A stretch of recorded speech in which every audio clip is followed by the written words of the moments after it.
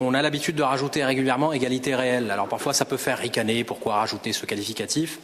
On le rajoute exprès pour signifier que ce n'est pas quelque chose de théorique, c'est pas juste une idée comme ça qui se tient toute seule dans les airs, c'est quelque chose de concret qui doit se traduire dans nos politiques publiques et dans un nombre important de domaines d'intervention de la ville, comme l'emploi, la vie culturelle, les activités sportives, etc. Alors tout ça s'inscrit dans une volonté qui nous anime, qui est parfois même à la racine même de nos engagements politiques.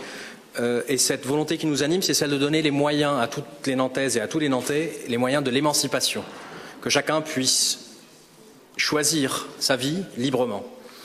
Et ces questions concernent les questions de genre, évidemment, mais aussi d'autres questions liées aux discriminations de toutes sortes. Une politique d'égalité entre les femmes et les hommes, et plus largement la politique de l'égalité réelle, c'est une attention transversale de prise en compte de toutes ces questions-là dans toutes nos actions municipales. C'est un plan d'action qui a été construit autour de la question de l'égalité entre les femmes et les hommes avec les acteurs de cette ville qui travaillent sur ce sujet, qui ont une expertise sur ce sujet, dans le cadre du Conseil pour l'égalité entre les femmes et les hommes.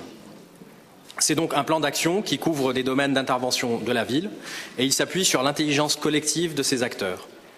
Alors je vais en citer quelques-unes du moins de ces actions. Des actions de sensibilisation par exemple auprès des 300 ATSEM dans nos écoles. Des actions de sensibilisation aussi auprès des associations qui agissent auprès des adolescents pour lutter contre les stéréotypes sexistes en particulier. Des actions de formation auprès du public féminin dans le monde de l'entreprise pour leur donner les moyens de mener la négociation salariale. Toujours dans le monde de l'entreprise, des actions en faveur de l'entrepreneuriat féminin, car on sait que l'un des moteurs de l'économie, c'est l'esprit d'entreprise qui existe chez tous ceux et toutes celles qui souhaitent le faire sans distinction de genre.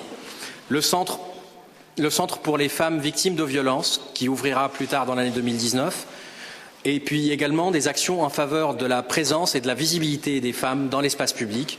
Alors symboliquement, évidemment, on en a eu des exemples ce matin autour de la question de la féminisation des noms de rue, mais aussi nous le faisons concrètement, par exemple en favorisant les pratiques sportives des filles et des femmes dans l'espace public, ou encore en prenant en compte la demande de sécurité la nuit, avec l'expérimentation des chemins lumineux menés dans des endroits particuliers de la ville où le sentiment d'insécurité peut parfois être fort, en particulier chez les femmes. Notre majorité est, comme vous le voyez, pleinement engagée dans ce combat universel pour l'égalité entre les femmes et les hommes.